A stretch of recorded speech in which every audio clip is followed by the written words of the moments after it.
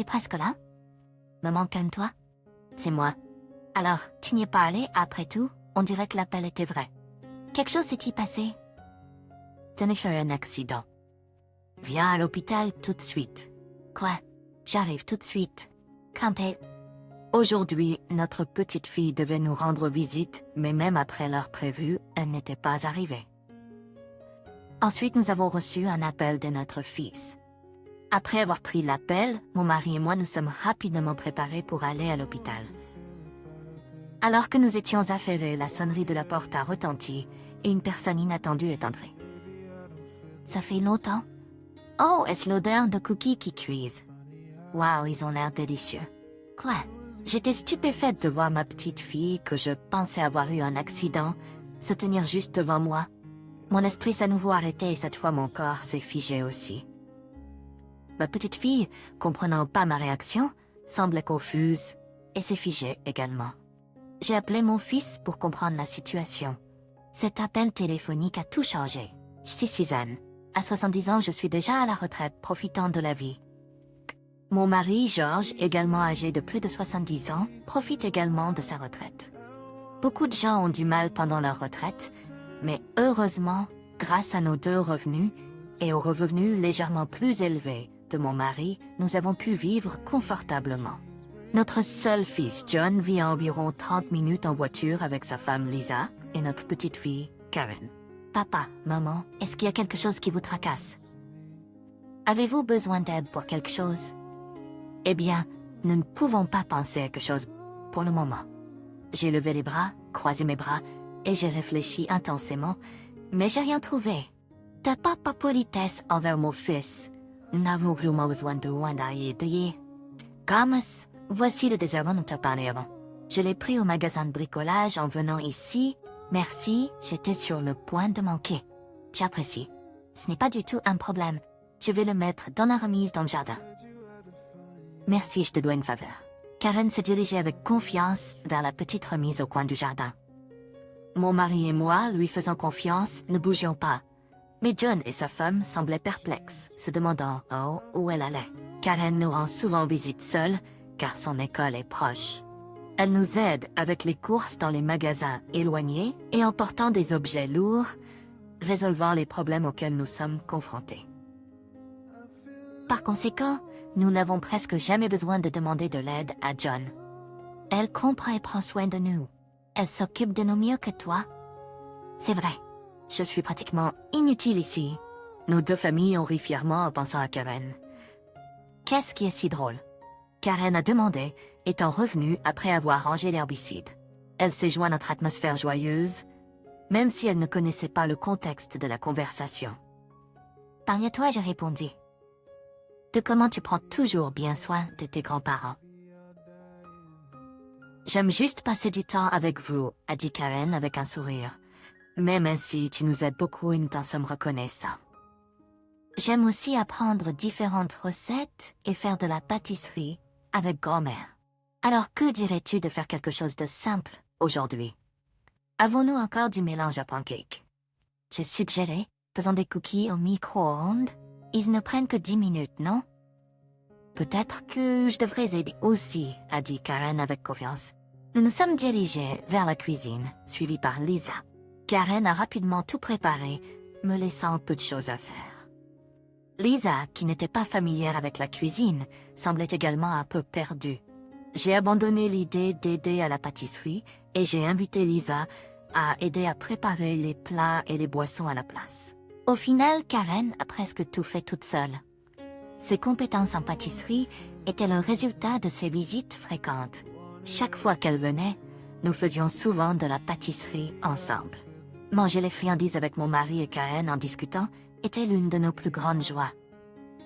Bien que Karen aime les activités en intérieur comme la pâtisserie, elle n'est pas strictement une personne d'intérieur. Écoute ça, ai-je dit fièrement. Karen a parcouru plus de 18 miles à vélo l'autre jour. Je suis juste allée voir un nouveau magasin de vêtements avec mes amis. C'est tout, a ajouté Karen. Rien que je peux l'instant, mais c'est plus sûr. Mais les billets de train sont un gaspillage d'argent, dis-je avec inquiétude. Tu sors toujours en courant sans nous dire où tu vas, et nous nous nous inquiétons pour toi. C'est vrai, tu devrais au moins nous dire où tu vas, ajouter mon mari. Comprise, je ferai plus attention, a promis Karen. Notre petite fille, l'air un peu mécontent, grignotait des biscuits. Nous l'avons mise en garde plusieurs fois contre le fait de quitter la maison sans nous dire où elle va, soupirai-je. Mais c'est devenu une habitude pour elle, une habitude qui ne semble pas changer. Je suppose que cette fois-ci ne fera pas exception. Maintenant qu'elle est au lycée, nous commençons à penser que peut-être nous ne devrions pas la harceler autant à ce sujet, a dit mon mari. Après le départ de la famille de John, j'ai fait la vaisselle pendant que George rangeait la pièce. Un autre dimanche paisible touchait à sa fin. Nous menions une vie de retraite détendue et avions de bonnes relations avec la famille de John. Je pensais que nous menions vraiment une bonne vie, dis-je à mon mari. Mais les mauvaises choses ont progressé sans que nous les voyions. Et même alors, il semblait que les choses tournaient lentement pour le pire, sans que nous le sachions. Comme d'habitude, après l'école, Karen est venue chez nous. Nous faisions du pain à la banane ensemble et elle avait l'air heureuse. Mais ayant vécu 70 ans, il était facile pour moi de voir à travers sa façade, voir à travers le sourire forcé d'une adolescente de 16 ans. Qu'est-ce qui ne va pas? Est-ce qu'il s'est passé quelque chose? Je suppose que je ne peux rien cacher à grand-mère. Elle a répondu, arrêtant de mélanger. Son expression joyeuse s'est rapidement transformée en une expression d'anxiété. En fait, j'ai réfléchi. Maman était un peu étrange. Lisa? Oui, elle a changé le son de notification de son téléphone récemment. Je pense que c'est pour pouvoir savoir qui appelle en entendant le son. Parfois, elle rentre à la maison en sentant quelqu'un que je ne connais pas.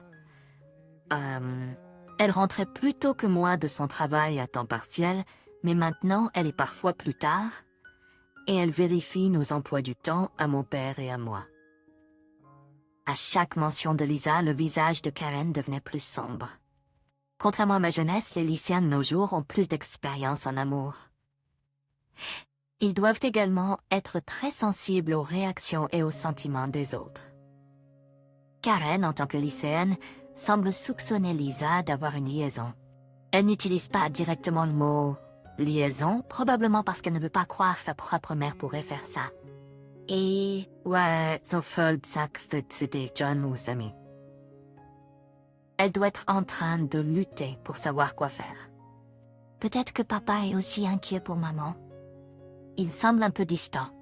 Tu as bien fait d'en parler. Mais pour l'instant, c'est juste que le comportement de maman a changé, non? Je vais en parler à ton père. Peut-être qu'il y a juste quelque chose qu'ils t'ont pas encore dit. J'ai évité le mot affaire aussi, en choisissant mes mots avec soin, mais l'atmosphère était lourde. Voulant alléger son humeur, je me suis dépêchée de mettre le pain à la banane dans le four. Il faudrait quelques minutes pour cuire. Normalement, le temps passe vite quand on discute. Mais ce jour-là, notre conversation était rare et nous ne pouvions pas détacher nos yeux du pain à la banane. Ce soir-là, j'ai décidé d'appeler John pour vérifier la situation. Est-ce que tout va bien entre toi et Lisa? Karen avait l'air inquiète. J'ai remarqué, elle a été silencieuse ces derniers temps, restant dans sa chambre, parlant moi. Est-ce que Lisa a vraiment une liaison? Je ne sais pas. Il n'y a pas de preuve ou de certitude, juste des changements dans sa routine et ses intérêts. Je ne peux pas simplement directement si elle a une dernière chance.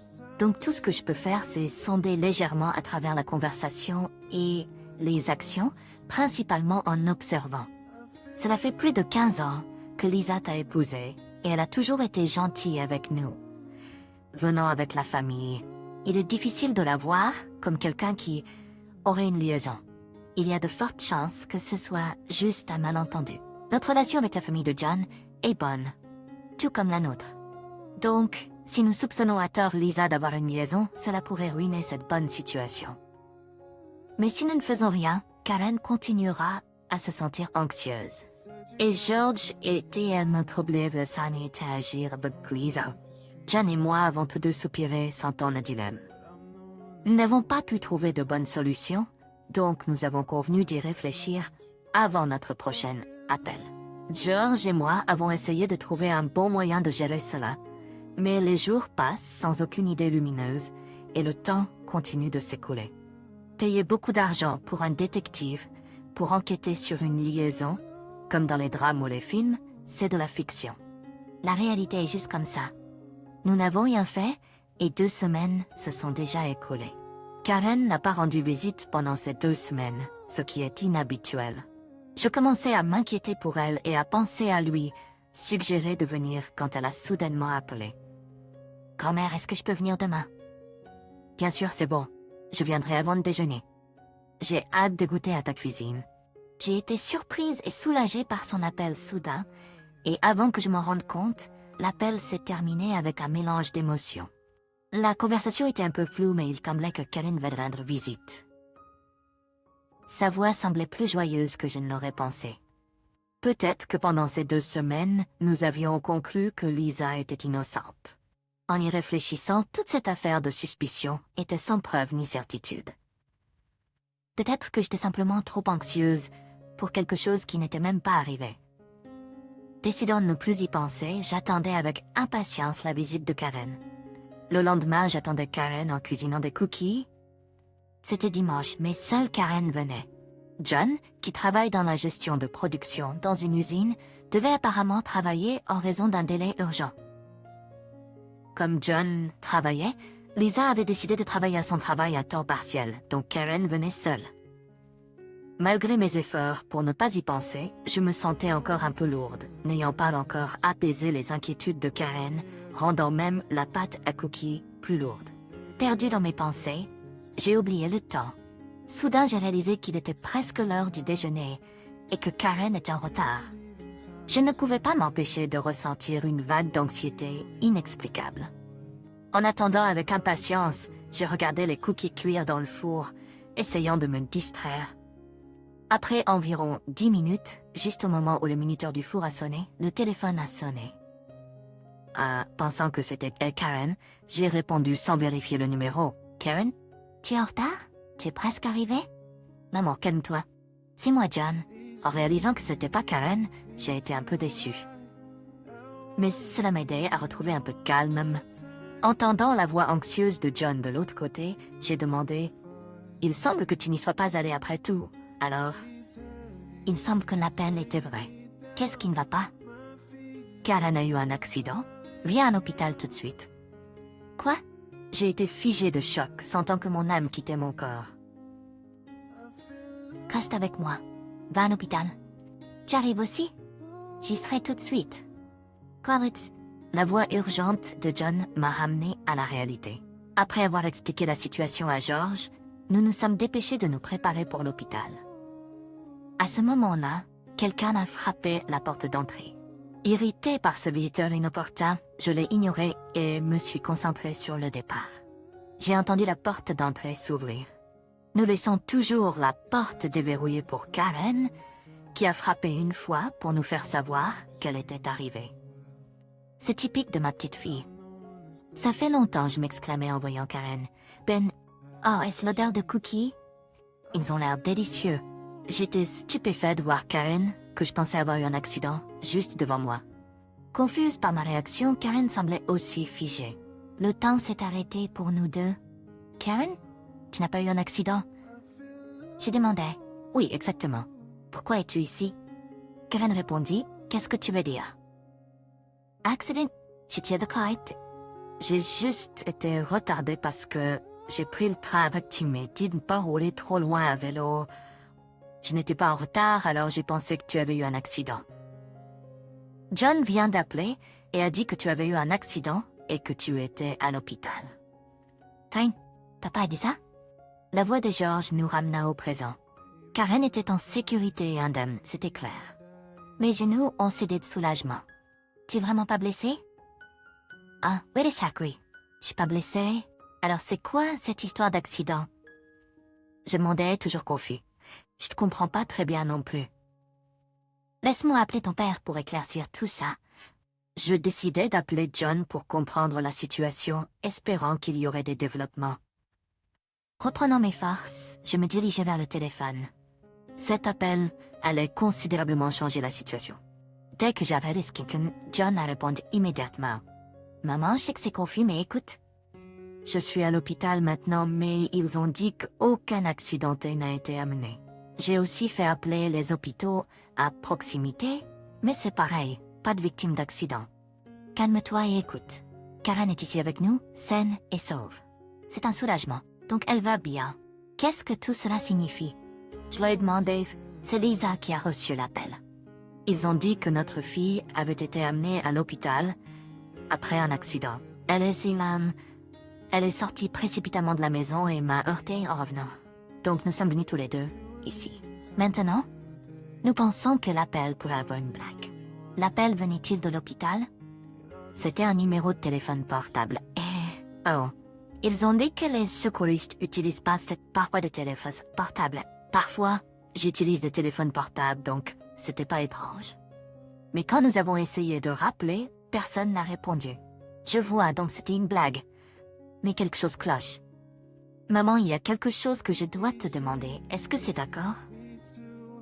La voix de John est devenue plus douce, probablement pour éviter que Lisa n'entende. Après l'avoir écouté, j'ai raccroché, j'ai rapidement agi.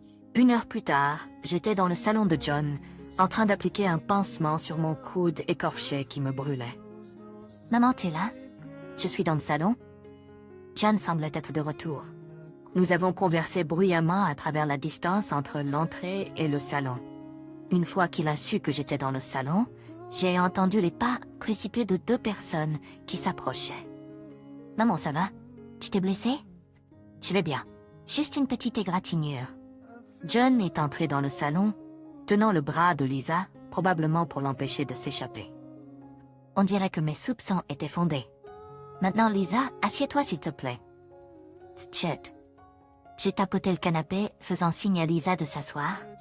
Une fois qu'elle était assise, John et moi avons pris place en face d'elle. Lisa, probablement en train de chercher désespérément des excuses, est restée silencieuse, fixant la table vide devant elle. Pour faire avancer la conversation, j'ai décidé de confirmer les événements d'aujourd'hui depuis ce matin. Aujourd'hui, John devait travailler et tu étais censé à ton travail à temps partiel, n'est-ce pas? Tu y allais? Non, je n'y passais. J'ai menti en disant que j'avais du travail aujourd'hui. Après le départ de John pour le travail, Karen est sortie pour jouer, n'est-ce pas? Alors, qu'as-tu fait seule à la maison? Je suis allée faire du shopping seule. Tu manges, n'est-ce pas? Je n'ai pas élevé la voix, mais j'ai fixé intensément, mettant la pression sur Lisa. Elle semblait intimidée par mon ton et mon regard se rétrécissant un peu. Jusqu'à présent, il n'y avait eu aucune preuve ou certitude concernant l'affaire de Lisa. Et même maintenant, il n'y avait pas de preuve. Mais j'étais certaine, alors j'ai décidé de la pousser jusqu'à ce qu'elle avoue. N'étais-tu pas à la maison tout ce temps avec ton amant? C'est pas vrai? Lisa, qui regardait vers le bas, a maintenant levé la tête pour nier fermement mes paroles. Le mensonge sur le fait de ne pas aller travailler pouvait être facilement vérifié, mais pas l'affaire. Lisa semblait décider rapidement quoi admettre et quoi nier. Cela semblait simple, mais nécessitait une réflexion rapide pour éviter d'être pris dans un mensonge. Je devais être prudente avec le déroulement de la conversation et mes choix de mots. N'as-tu pas toujours demandé leurs horaires parce que tu invitais ton amant quand tu étais seule? Mais aujourd'hui, Jan a fini plus tôt que prévu, n'est-ce pas? Oui, il y a eu un malentendu entre les ventes et le client, donc il n'y avait pas d'urgence. Je devais travailler jusqu'au soir, mais j'ai fini vers midi. J'ai envoyé un message à Lisa pour voir si elle avait besoin de quelque chose du magasin sur mon chemin du retour. Mais quand elle n'a pas répondu, je suis juste rentrée à la maison. Lisa a probablement remarqué le message quand j'étais presque arrivée à la maison, n'est-ce pas? Alors, dans la panique, elle est partie me chercher, inventant l'histoire de l'accident de Karen, pour éviter que je rentre à la maison et que je la surprenne avec son amant. À l'hôpital, le comportement de Lisa était étrange. Elle n'était pas affolée par le prétendu accident de Karen, et quand il semblait que l'appel pouvait être un canular, elle a suggéré que nous sortions plutôt que de rentrer à la maison. Elle faisait traîner les choses pour m'empêcher de rentrer à la maison. Je pense aussi, si John n'était pas rentré à la maison, son amant aurait pu partir après avoir effacé toutes les preuves. S'il te plaît, arrête de m'accuser. Tout cela n'est que spéculation, n'est-ce pas? Lisa a de nouveau nié bruyamment, choisissant soigneusement ce qu'elle voulait réfuter. Pour elle, c'était un point crucial à nier. Mais John et moi étions convaincus de son affaire. Nous avons continué à aligner nos mots vers notre conviction. Au fait, Lisa, savais-tu où Karen est allée jouer aujourd'hui? Non, je ne sais pas.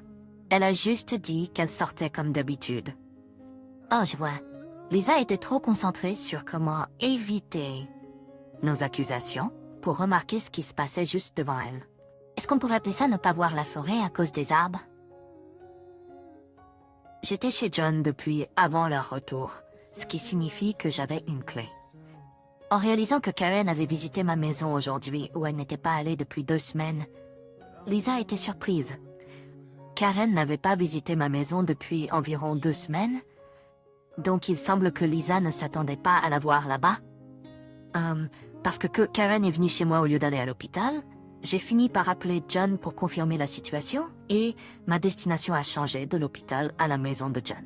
Après l'appel avec John, j'ai emprunté une clé à Karen, je l'ai laissée sous la garde de mon mari et je me suis dépêchée dans le taxi que j'avais appelé pour aller à l'hôpital. Mais je suis en fait allée chez John.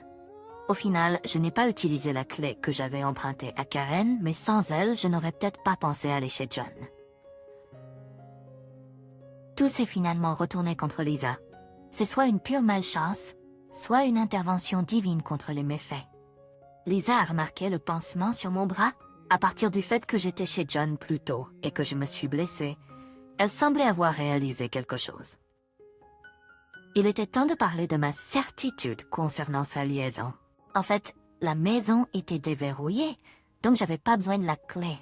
J'ai été choquée quand je suis entrée et que j'ai trouvé un homme inconnu là-bas. Il m'a poussée et s'est enfui.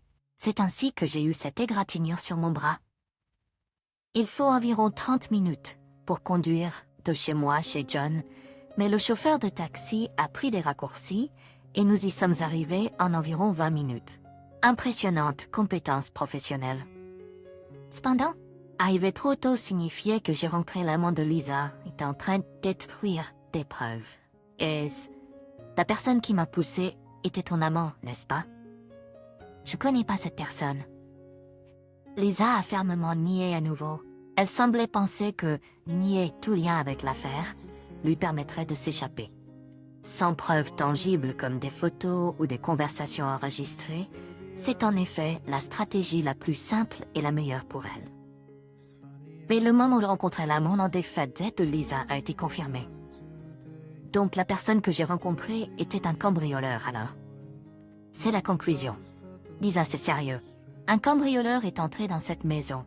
Tu dois appeler la police. Appeler la police? Bien sûr, il y a eu un cambriolage. Mais on devrait d'abord vérifier la maison pour voir si quelque chose a été volé. Non? Tu es étonnamment tolérante de laisser tomber juste parce qu'il n'y a rien eu de volé. Où est-ce que tu protèges le criminel? Non, alors appelle la police maintenant. Lisa sortit son téléphone mais ne pouvait pas faire l'appel, regardant juste l'écran. John et moi la regardions en sachant sans interrompre. Le salon devint si silencieux qu'on pouvait entendre la pendule tic-taquer.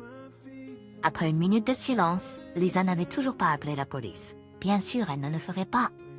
Si elle le faisait, son amant pourrait être arrêté en tant que cambrioleur. Si cela venait à être découvert qu'il n'était pas un cambrioleur et que Lisa le savait, elle pourrait être accusée de fausses déclarations. De plus, si elle disait la vérité, cela signifierait avouer sa liaison. Faire un rapport deviendrait un problème bien plus important que simplement admettre l'affaire. Il semble que tu ne peux pas faire l'appel. Tu serais un offre.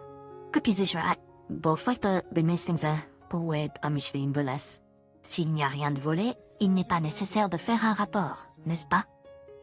De plus, impliquer la police est ennuyeux. Tu pourrais ne pas signaler un vol, mais je suis blessée. Je le signalerai comme un cas d'agression. Oui, je n'ai parlé de l'effraction. Cela pourrait même être considéré comme un cambriolage aggravé. Je peux le signaler si tu veux. Je ne peux pas simplement ignorer un cambriolage. Alors que John et moi insistions pour faire un rapport, le visage de Lisa devenait de plus en plus pâle.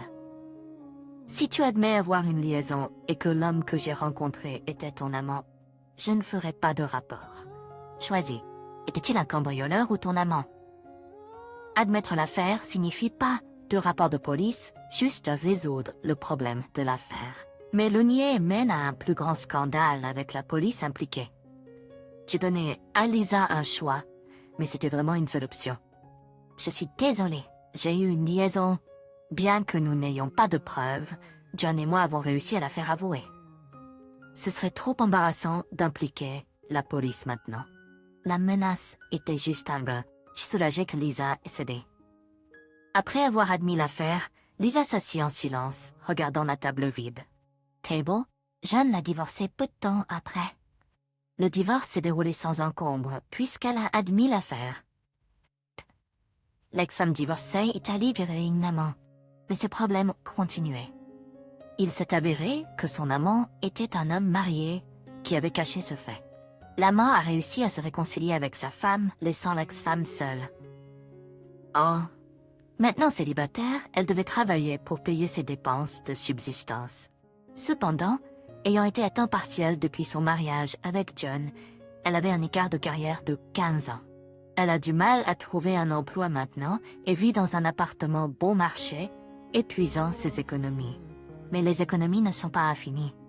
Elle aura besoin d'un revenu éventuellement. Elle semble continuer son travail à temps partiel, mais y consacrer du temps rend sa recherche d'emploi déjà difficile, encore plus difficile. Pourtant, en ne comptant que sur son revenu à temps partiel, elle ne peut pas échapper au marécage de l'épuisement de ses économies. Je vais la soutenir pour trouver un emploi bientôt, bien que pas de tout cœur. Je pensais que Karen serait choquée d'apprendre l'affaire de sa mère, mais elle ne l'était pas autant que je m'y attendais. Je me sentais juste mal à l'aise de ne pas savoir si elle avait une liaison ou non. Je suis soulagée que ce soit clair maintenant. Sinon, cela aurait été injuste pour papa d'avoir une femme qui pourrait être infidèle. Je pensais que Karen était anxieuse, mais il semble qu'elle était juste troublée. Peut-être que c'est une différence de pensée et de valeur de mon temps. Que ce soit apparent ou non, le mal est le mal. Karen semble pouvoir séparer proprement les choses comme ça. Bien sûr, elle a été un peu choquée lorsque John et sa femme ont divorcé, mais maintenant elle est de retour à sa joyeuse personnalité. Aujourd'hui, elle vient chez nous pour jouer, comme d'habitude. Je dois préparer les ingrédients pour le pudding avant son arrivée.